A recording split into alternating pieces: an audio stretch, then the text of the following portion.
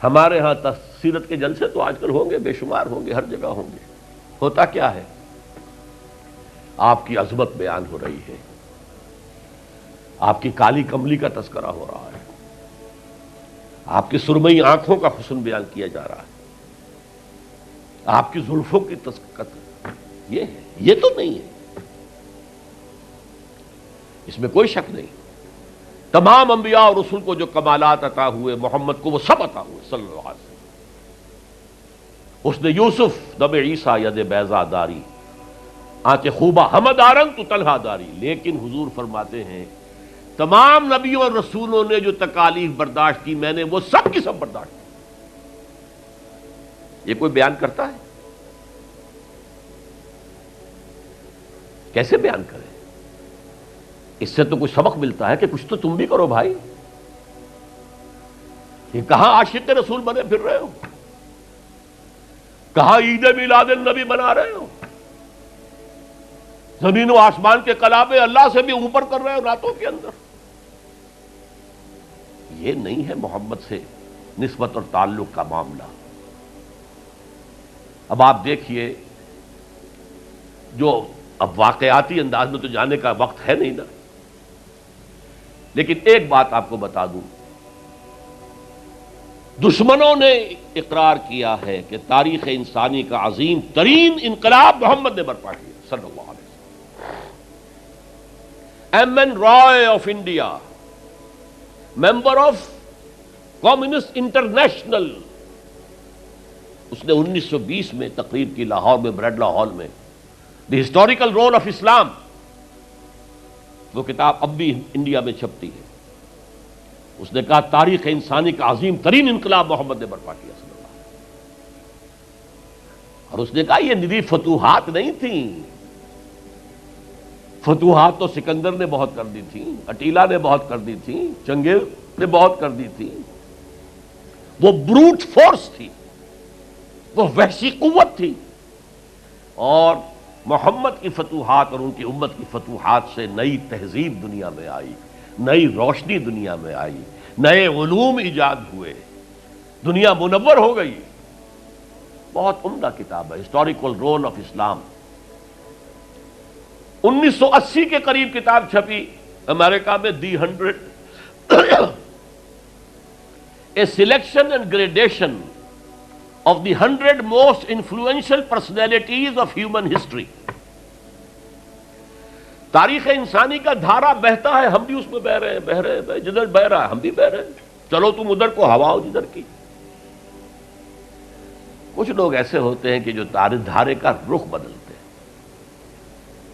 بہنے والے تو سب ہیں، لیکن اس دھارے کے رخ کو بدلنے والا کوئی ہوتا ہے.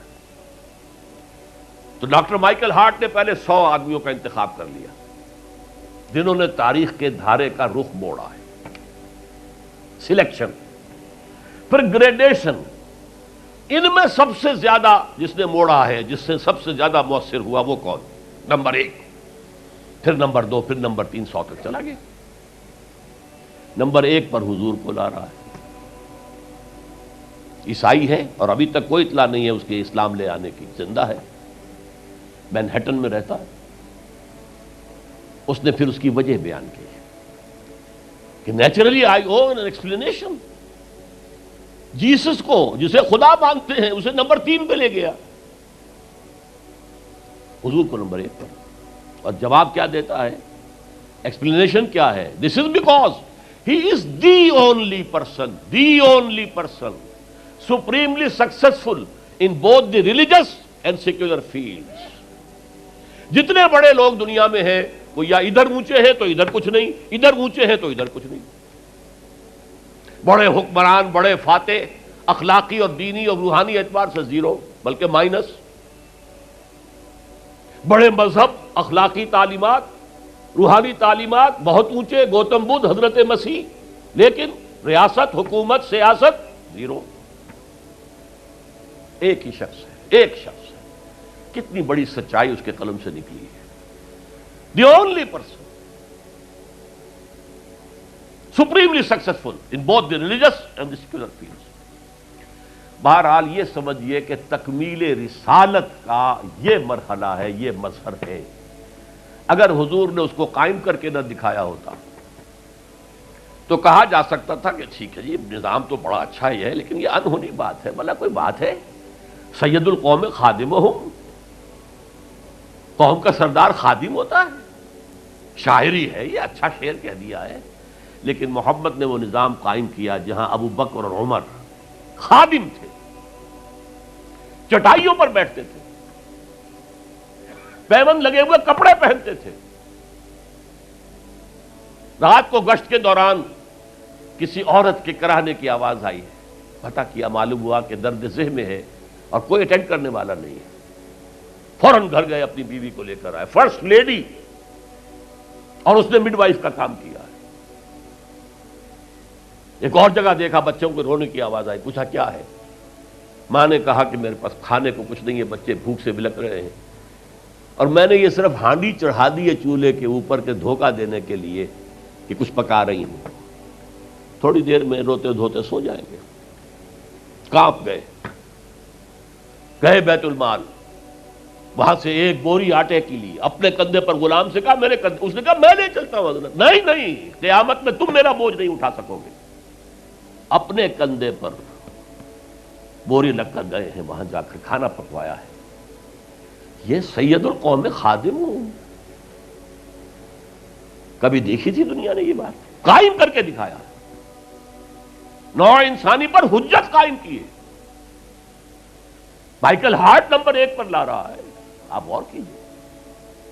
ایچ جی ویلز کی بھی اب وقت نہیں ہے میرے پاس، میں نے وہاں تقریر کے اندر پوری واضح کی بات، اس کی شہادت، حالانکہ وہ شاتم رسول ہے، حضور کو گالیاں دی ہیں اس نے، بالکل رشدی کی طرح، اور تسلیمہ نسرین جو ہے بنگلہ دیش کی اس کی طرح، لیکن ایک اعتبار سے گھٹنے ٹیک کر حضور کی مدح کرنے پر مجبور ہے۔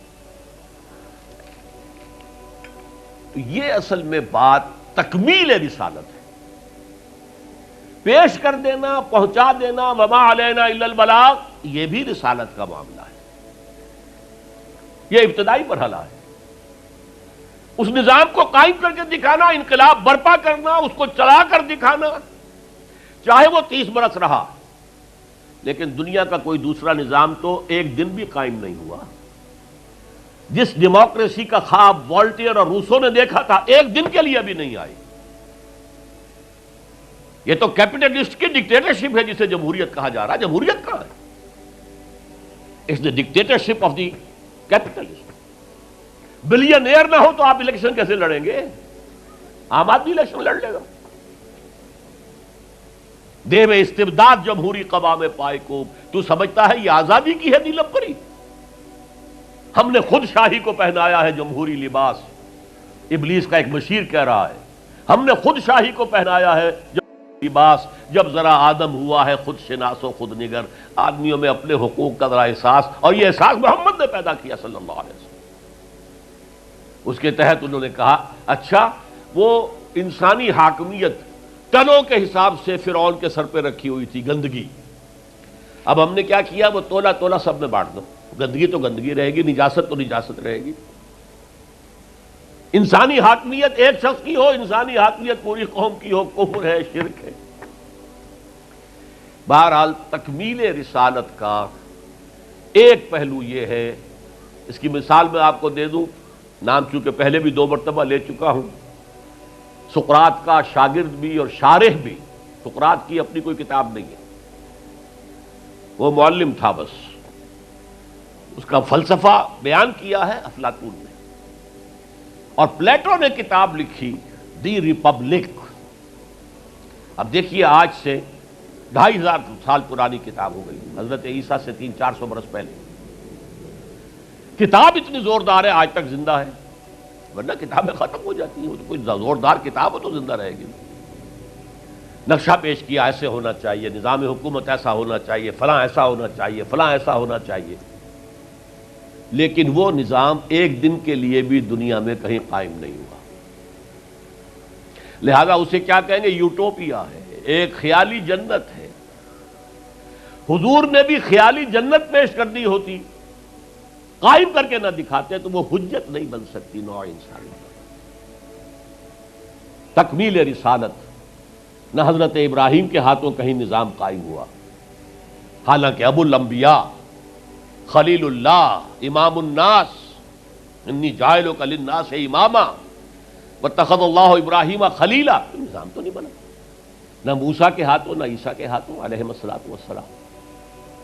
یہ صرف محمد الرسول اللہ صلی اللہ علیہ وسلم کا مقام ہے کہ آپ نے ایک عظیم انقلابی جد و جہد، میری کتاب لے کر پڑھ لیجئے اگر تقریریں نہ سنی ہو، تقریروں میں مختصر مفصل منہج انقلاب نبوی، اتنا عظیم کارنامہ، عظیم ترین انقلاب جو برپا کیا 23 برس کے اندر حضور نے، تو اس کے منہج کیا تھا، منہاج کیا تھا، طریقہ کار کیا تھا، اسے سمجھیے۔ منہج انقلاب نبوی میری کتاب ہے، 400 صفحے کی، سیرت کا انالیسس ہے، سیرت کا 6 steps of revolutionary process as deduced from the سیرہ of the prophet، اس کو فلسفہ سیرت کہیں گے ہم، تو پڑھیے اس کتاب۔